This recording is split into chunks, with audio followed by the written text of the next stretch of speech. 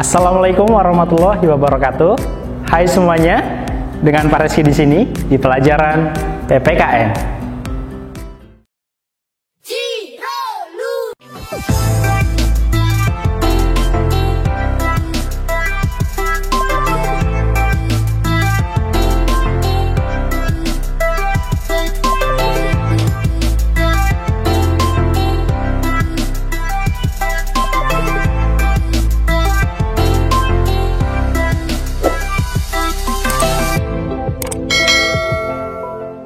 Kali ini Pak Reski akan bahas ya terkait dengan Sumpah Pemuda seperti itu.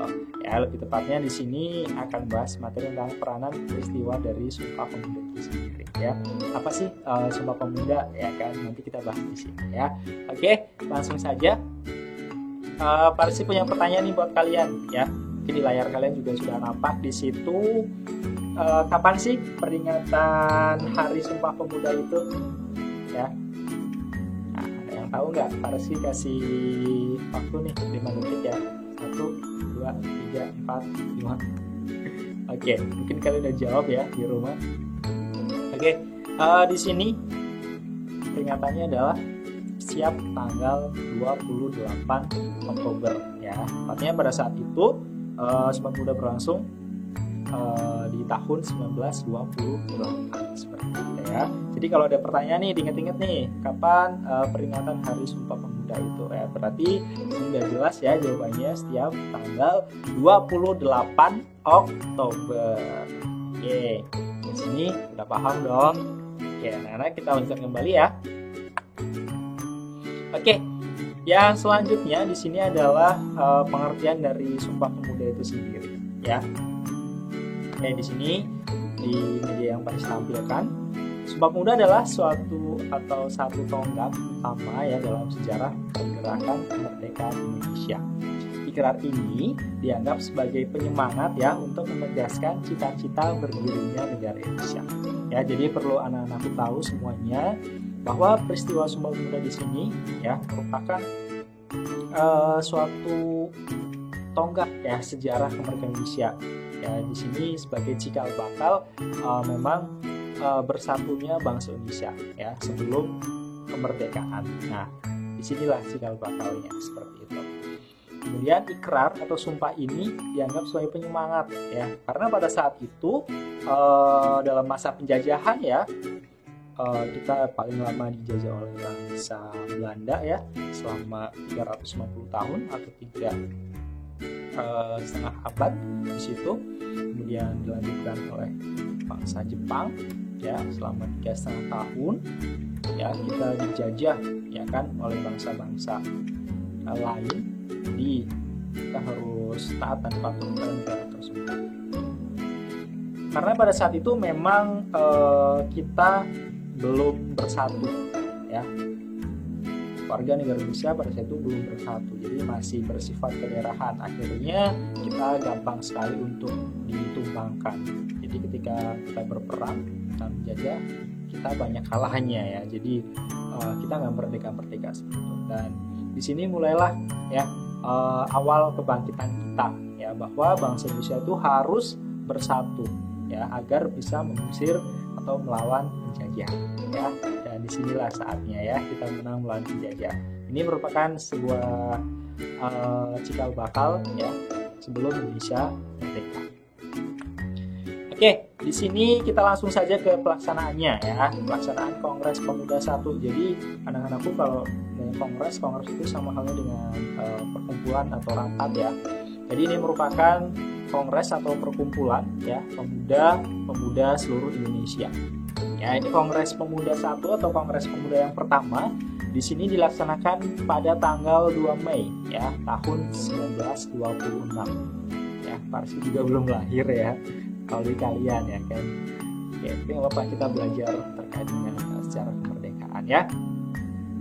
Oke, kemudian dipimpin oleh Muhammad Tabrani ya, yang melaksanakan atau yang memimpin dari Kongres Pemuda yang pertama ya, oleh Muhammad Tabrani. Nah, ini keren nih ya, Muhammad Tabrani dia punya gagasan, punya ide untuk menyatukan seluruh pemuda-pemuda di seluruh wilayah Indonesia Ya, kita bisa berandai-andai ya, pada zaman dahulu ya 1926 di situ belum ada teknologi yang namanya kita mungkin smartphone ya. Kita janjian nih ya, kita bisa share lokasinya di sini jam sekian dan sebagainya, dan itu seluruh Indonesia ya, diwakili oleh perwakilannya, dan akhirnya sampai juga mereka di Jakarta. Itu kan suatu hal yang luar biasa pada saat itu ya. Kalau dengan sekarang kemudahan teknologi ya, kita tinggal komunikasi dari itu via WhatsApp ya, via media sosial kita, kemudian ya, share lokasi kita gitu. Itu kan sangat mudah. Kalau dahulu masih mencari ya gitu. Dan orang-orang dulu sangat-sangat luar biasa ya. Makanya kita tidak boleh melupakan jasa para pahlawan. Itu yang utama. Dan kemudian, nah ini dihadiri oleh perwakilan ya dari organisasi-organisasi pemuda pada saat itu. Ya, ada Jong Java ya, Jong Sumatranen ya. Kemudian ada Jong Ambon, Jong Islamiten ya, Jong Batak seperti itu. Dan ini merupakan perwakilan-perwakilan dari perkumpulan atau organisasi pemuda-pemuda di Indonesia pada saat itu ya. Ini untuk Kongres Pemuda yang pertama. Oke, kemudian kita lanjutkan kembali ya dari pelaksanaan Kongres Pemuda yang kedua ini ya. Kongres Pemuda yang kedua ini dilaksanakan pada tanggal 27 sampai 28 Oktober tahun 1928 ya. Kemudian untuk kongres ini ya dipimpin sendiri oleh tokoh yang fenomenal ya, dengan nama Sugondo Joyo Puspito. Ya, seperti ini menggunakan ejaan lama ya. Jadi O dan E di sini dibacanya U ya. Karena belum memakai EYD atau ejaan yang belum disempurnakan ya. Oke, ya kalian harus tahu nih sosok ya Sugondo Joyo Puspito seperti itu. Oke, kemudian kongres ini dihadiri oleh perwakilan ya organisasi-organisasi pemuda dari seluruh Indonesia pada saat itu, dan di sini berjumlah sekitar 750 orang ya. Dari organisasi mana aja ya? Yang pertama ada Jong Java ya, Jong Sumatranen, ada Jong Ambon ya, ada pemuda Betawi di situ, kemudian ada Jong Batak, kemudian yang terakhir adalah Sekalipun ya, seperti itu. Itu merupakan perkumpulan dari organisasi atau pemuda-pemuda ya di seluruh wilayah Indonesia ya, melalui perwakilannya tersebut. Oke, kita kembali. Nah, ini tadi yang Persis sampaikan. Kita harus tahu ya tokoh-tokoh penting ya dalam peristiwa Sumpah Pemuda ya. Oke, yang pertama di sini adalah Muhammad Yamin ya. Dia merupakan pengurus atau perumus dari naskah Sumpah Pemuda itu sendiri ya. Isinya ada 3 poin utama ya. Nanti para silahkan sampaikan di slide-slide setelah ini seperti itu. Kemudian sosok Sugondo Joyo Puspito ya. Dia merupakan pemimpin kongres dari Sumpah Pemuda, terutama Kongres Pemuda yang kedua yang dilaksanakan pada tanggal 27 sampai 28 Oktober 1928. Kemudian ada Muhammad Tabrani ya. Dia penggagas dari Kongres Sumpah Pemuda. Dia punya ide, punya gagasan ya untuk mempertemukan atau berkumpul seluruh pemuda-pemuda seluruh Indonesia agar kita bisa bersatu pada saat itu. Keren ya idenya seperti itu. Kemudian ada Sunaryo Sastrowardoyo ya. Di sini beliau sebagai penasehat ya dari Kongres Sumpah Pemuda itu sendiri. Kemudian ada W.R. Supratman ya. Di sini dia seorang seniman ya kan, pencipta lagu dari Indonesia Raya. Kemudian ada Sikong Liong, dia pemilik rumah yang dijadikan tempat untuk Kongres Pemuda. Kemudian ada Dr. Sutomo atau Sutomo ya. Dia merupakan pendiri dari organisasi Budi Utomo yang merupakan sebuah awal kebangkitan ya untuk pergerakan nasional menuju Indonesia merdeka. Ya, jadi Dr. Sutomo ini dia mendirikan organisasi Budi Utomo, organisasi pertama yang untuk memperjuangkan kemerdekaan Indonesia pada saat itu ya. Oke, ini dia tokoh-tokoh penting ya yang harus kalian tahu ya ya terkait dengan peristiwa Sumpah Pemuda ya. Oke, next kita lanjut. Nah, di sini lagu kebangsaan ya. Tentu kalian sudah tahu dong National Anthem atau lagu bangsa Indonesia ya, diciptakan oleh B.M. Supratman. Di sini pertama kalinya ya lagu ini dikumandangkan pada tahun 1928 di hadapan para peserta kongres pada saat itu ya, tepatnya di Kongres Pemuda kedua dengan alat musik yaitu alat musik biola ya. Karena pada saat itu memang kita sedang dijaga ketat ya oleh penjajah, jadi kita tidak memakai lirik pada saat itu, cukup menggunakan alat musik dengan biola itu ya. Kita lanjutkan kembali. Nah, ini tadi yang Farsi sampaikan. Nah, jadi ada 3 poin utama nih, 3 poin penting dari isi Sumpah Pemuda ya. Jadi pertemuan Kongres pertama, Kongres kedua ya, di sini muncullah rumusan seperti ini ya, dan ini disepakati pada Kongres Pemuda yang kedua ya, pada 27 sampai 28 Oktober pada saat itu, menghasilkan 3 poin utama ya. Di sini ada yang pertama, yang kedua, dan yang ketiga ya. Tentu kalian harus tahu nih dan juga harus hafal ya apa isi dari Sumpah Pemuda ya. Yang pertama, kami putra dan putri Indonesia mengaku bertumpah darah yang satu, tanah air Indonesia ya. Kemudian yang kedua, kami putra dan putri Indonesia mengaku berbangsa yang satu, bangsa Indonesia. Dan yang ketiga, kami putra dan putri Indonesia menjunjung bahasa persatuan, bahasa Indonesia ya. Jadi di sini merupakan ikrar atau sumpah ya pemuda pada saat itu agar semangat ya untuk mempersatukan bangsa Indonesia agar terbebas dari belenggu penjajahan, agar kita merdeka ya pastinya. Nah, ini merupakan jasa-jasa mereka ya, anak-anakku. Kita bisa menikmati berbagai fasilitas ya. Sekarang kita bisa ibadah dengan nyaman ya, bisa makan dan tidur dengan enak ya, seperti itu ya. Ini semuanya berkat jasa para pahlawan. Nah, makanya kita sebagai generasi bangsa ya, generasi penerus ya, kalian wajib menghormati jasa para pahlawan atau yang biasa kita sebut dengan jas merah ya. Jangan sekali-kali kita melupakan sejarah seperti itu. Oke, anak-anakku semuanya, ini terkait dengan isi Sumpah Pemudanya ya. Bagian pertama, kedua, dan ketiga. Kalian harus paham dan harus hafal juga ya.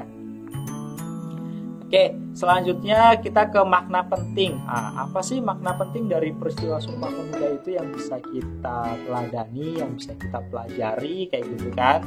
Oke, ada 3 makna penting di sini. Yang pertama, satu nusa, satu bangsa, dan satu bahasa. Ya, itu tadi ikrarnya itu seperti itu.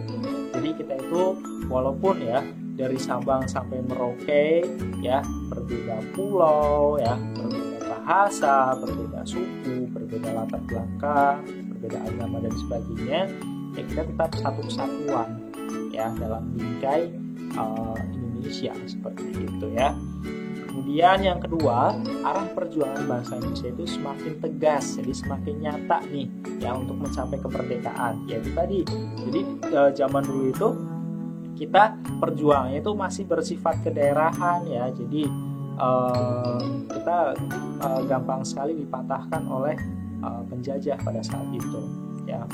Misal di daerah atau di Jawa ya, dia hanya di Jawa aja nih ya. Kemudian di Sumatera dia perjuangannya sendiri gitu dan sebagainya. Jadi antar wilayah itu belum ada satu kesatuan ya. Dan inilah momen yang penting yang adanya Sumpah Pemuda. Kita bersatu untuk melawan penjajah kayak gitu.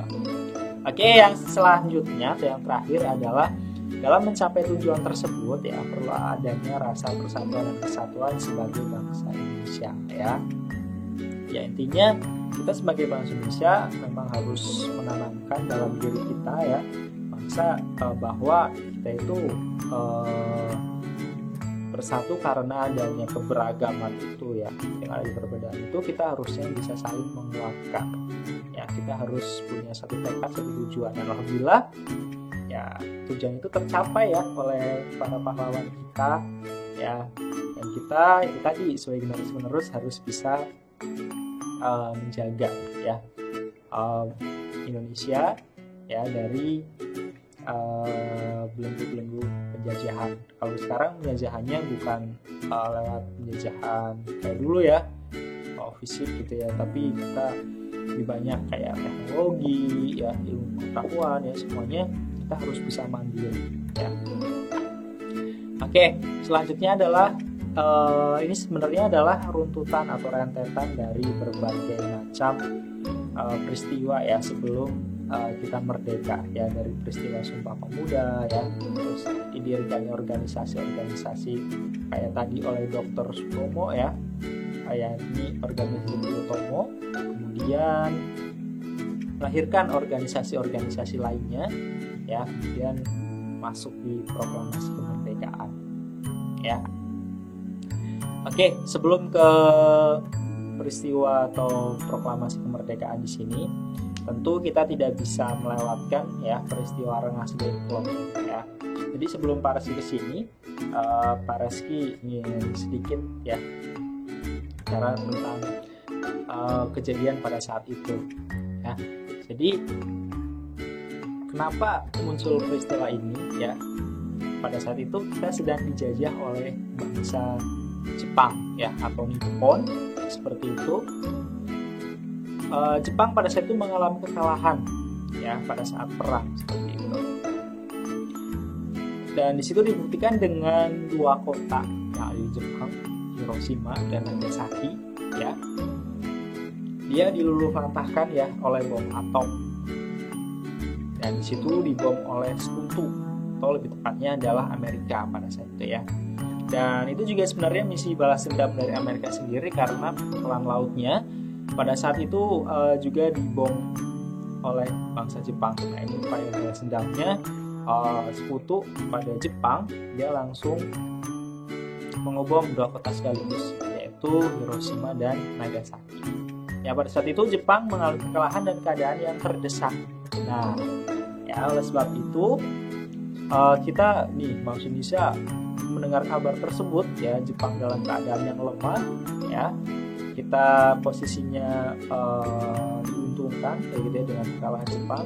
Nah, para generasi muda nih ya, atau golongan muda ini, karena anak muda kan punya semangat jiwa membara gitu ya, semangatnya gitu kan, dan mendesak golongan tua agar segera mengambil keputusan untuk memproklamasikan kemerdekaan Indonesia ya. Dan di sini peristiwa Rengas Dengklok di sini merupakan perbedaan sikap ya antara golongan muda dan golongan tua.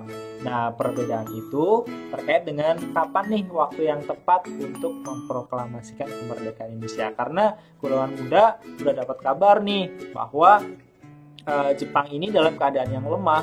Nah, ini saat yang tepat nih untuk kita merdeka. Nah, tapi tidak segampang itu ya dari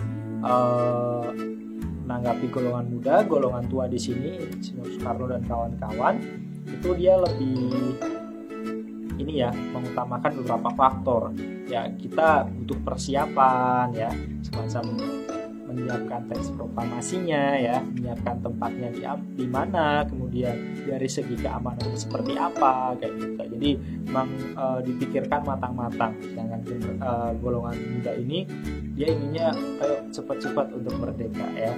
Jadi memang di situ butuh suatu kesepakatan ya antara golongan muda dan golongan tua agar bisa memproklamasikan kemerdekaan Indonesia. Ya, itu dia sekilas tentang peristiwa Rengas Dengklok. Dan akhirnya ya Insinyur Soekarno dan Muhammad Hatta dibawa ke Rengas Dengklok. Ya, di sini sebenarnya bukan diculik ya, tapi diamankan agar tidak terpengaruh oleh bangsa Jepang. Ya, akhirnya berdiskusi dan menetapkan, oke, kita akan melaksanakan proklamasi ya pada hari Jumat ya, ya, tanggal 17 Agustus 1945 sebelum jam 12 siang pada saat itu diputuskan ya. Kemudian kita berlanjut ke teks proklamasi. Nah itu tadi ya, golongan tua kan dia punya pengalaman yang lebih ya. Jadi di situ butuh nih persiapannya ya. Di sini teks proklamasi itu dirumuskan ya, kemudian diketik ulang ya oleh Saidi Melik. Kemudian perumusan teks proklamasi itu sendiri dilaksanakan di rumahnya Laksamana Tadashi Maeda ya, agar aman nih dari bangsa Jepang pada saat itu ya. Kemudian teks proklamasi itu sendiri ditandatangani oleh Insinyur Soekarno ya, kemudian ditandatangani juga oleh Muhammad Hatta itu atas nama bangsa Indonesia ya. Kalau yang bagian atas itu naskah otentiknya yang ditulis tangan, kemudian yang bawah itu yang sudah diketik atau sudah dirapikan oleh Saidi Melik ya. Kemudian proklamasi kemerdekaan ini ya, di sini pada dituliskan 3 poin ya. Ini dilaksanakan pada hari Jumat tanggal 17 Agustus 1945 tepatnya pukul 10 pagi ya waktu Indonesia Barat ya, proses proklamasi itu dilaksanakan. Kemudian proklamasi itu sendiri bertempat di Jalan Pegangsaan Timur nomor 56 Jakarta. Kemudian naskah proklamasi dibacakan sendiri ya oleh Insinyur Soekarno, kemudian didampingi oleh Muhammad Hatta seperti itu. Kemudian pada saat pengibaran bendera ya, di sini pengibaran bendera merah putih ini merupakan pengibaran bendera pertama ya. Dan di sini tentu ada petugasnya dong ya. Kayak kita misal nih mau upacara bendera kan kita ada latihannya ya. Dan ini butuh latihan juga gitu guys. Langsung mengibarkan bendera dan sebagainya ya. Dan di sini dijelaskan secara hikmat ya.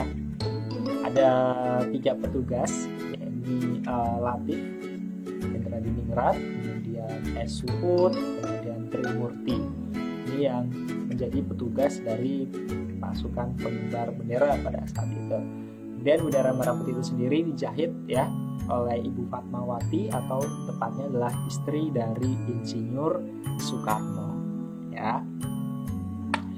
Kemudian di sini arti penting proklamasi kemerdekaan Indonesia. Ya, yang pertama, proklamasi adalah pernyataan suatu bangsa untuk bebas dari belenggu penjajahan. Ya, jadi bangsa Indonesia sudah merdeka, ya, sudah independen, ya. Jadi kita tidak bergantung lagi kepada suatu bangsa atau negara lain. Ya. Kemudian yang kedua adalah bangsa Indonesia telah meraih titik puncak perjuangan. Ya, namun puncak bukanlah akhir karena perjuangan belum selesai. Nah, jadi di sini titik puncak itu ya puncak meraih kemerdekaan ya, tapi tidak selesai sampai di situ ya, karena puncak itu bukan akhir ya. Dan inilah tugas-tugas kita anak-anak, apalagi kalian masih muda ya, masih anak-anak, nanti akan remaja ya. Nah, kalian di sini nih estafet ya untuk melanjutkan ya perjuangan dari pahlawan-pahlawan kita ya. Tentunya dengan apa? Dengan belajar yang tekun ya, belajar yang giat seperti itu agar mampu bersaing nantinya. Kemudian yang ketiga, bangsa Indonesia bebas menentukan dan mengatur rumah tangga sendiri tanpa campur tangan negara lain. Ya tentu ya, kita sudah merdeka, jadi kita bisa menentukan sikap nih ya untuk mengatur negara Indonesia akan seperti apa tanpa campur tangan dari negara-negara yang lain seperti itu. Kita bisa berdaulat ya. Nah, untuk selanjutnya di sini Parsi akan melanjutkan terkait dengan arti penting menjaga keutuhan wilayah NKRI atau Negara Kesatuan Republik Indonesia. Ya, jadi setelah kita merdeka nih, nah kita punya tugas ya untuk selalu menjaga keutuhan wilayah NKRI.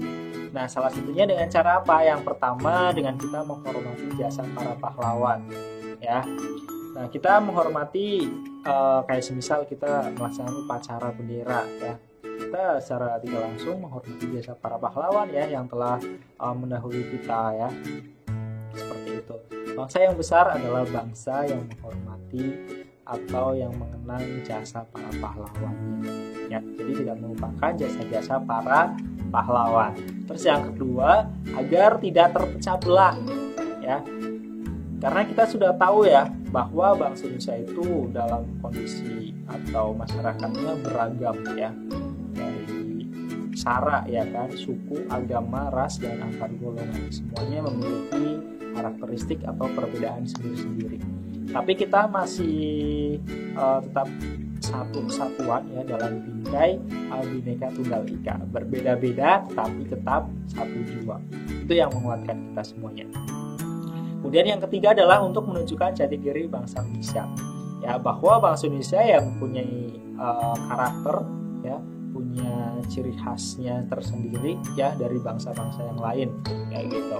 Kita punya ideologi atau dasar negara kita yaitu Pancasila ya, dari sila pertama sampai dengan sila kelima. Ya, inilah mengapa pentingnya sila Pancasila itu tidak hanya sekedar dibaca, tidak hanya sekedar dipahami ya, tapi lebih ke penerapan atau ke pengamalan dalam kehidupan kita sehari-hari. Kemudian yang terakhir atau yang keempat adalah menunjukkan sikap nasionalisme. Ya, menumbuhkan sikap cinta tanah air kepada negara kita. Ya, nah, mungkin kalau kalian mengikuti ya kasus-kasus atau berita-berita ya sekarang, kayak dulu ya ketika wilayah kita nih, kita kan punya wilayah teritorial ya, terutama dari batas-batas dari negara-negara tetangga kita, terutama di daerah perbatasan di laut. Ya, yang biasa disorot itu biasanya terkait dengan berita di Natuna ya, karena di situ kan banyak ikannya ya, sumber daya alam berupa ikan yang sangat melimpah, dan di situ banyak ya dicuri ya oleh kapal-kapal negara asing ya dari negara-negara tetangga kita gitu ya. Mereka dengan semuanya sendiri ya masuk ke wilayah kita ya tanpa izin, langsung ngambilin tuh, mancing ya ikan-ikan kita ya, dan itu tidak diperbolehkan seperti itu. Dan itu kalau ketahuan ya bisa jadi diproses secara hukum.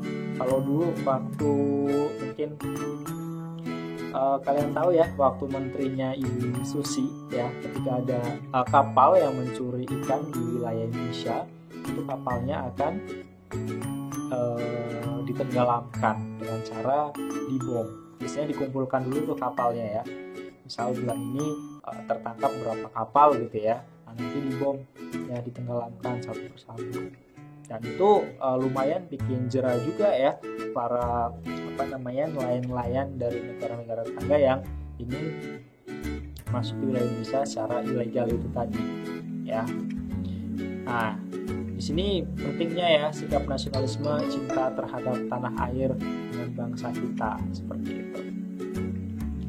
Kemudian ya yang terakhir, Parsi ucapkan ya terima kasih ya kalian sudah mengikuti pelajaran ini. Harapannya bisa paham ya dengan materi yang Parsi sampaikan seperti itu.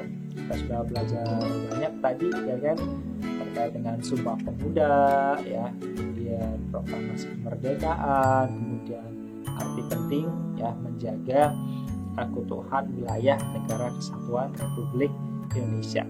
Baik anak-anakku semuanya, mungkin cukup sekian ya untuk pertemuan hari ini. Tetap semangat belajarnya, jaga kesehatan ya. Kita walaupun dalam kondisi pandemi tapi tetap produktif, tetap belajar dengan semangat ya. Mungkin itu saja yang bisa Parsi sampaikan untuk materi hari ini. Kurang lebihnya mohon maaf. Terima kasih. Wassalamualaikum warahmatullahi wabarakatuh.